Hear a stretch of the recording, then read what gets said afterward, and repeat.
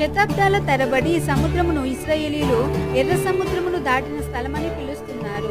ఈ తీరాన్ని నైవేబాగా గూగుల్లో చూడవచ్చు. పురాతన పటంలో ఈ తీరాన్ని నైవేబా ఆల్ ముజాహినాహు అనగా మోషే నీళ్లు చల్లాడని అర్థం. ఒకప్పుడు మోషే ఇక్కడే ఇశ్రాయేలీల ఎదుట నిలవబడి దేవుని హస్తముచే నీళ్లను వేరు చేసెను.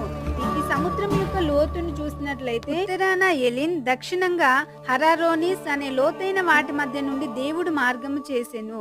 ఎర్ర సముద్రం నీళ్లు వ్యాపించి ఉన్న ప్రదేశం నేడు అగాబా ద్వీపమని, నాడు మోషే దినాన ఎర్ర సముద్రం అని లేదా యాయిస్కు అనేవారు. నాటి ఎలాతో నేటి ఎలియత్. ఈ సముద్రం తీరాన్నే ఇశ్రాయేలీలు తప్పించుకోలేక చిక్కుకుపోయారు. అయితే కొందరు ఇశ్రాయేలీలు ఎర్ర సముద్రాన్ని దాటారని నమ్ముతారు, కానీ బైబిల్ చెప్పినట్టు కాదంటారు. కొందరైతే ఎర్ర సముద్రం నీళ్ల చెరువై ఉంటుందని అంటుంటారు. అయితే ఈ లోతులేని నీళ్ల చెరువులోనే వేల సైన్యాలు ఎలా మునిగిపోయాయో మనం ఆలోచించాలి.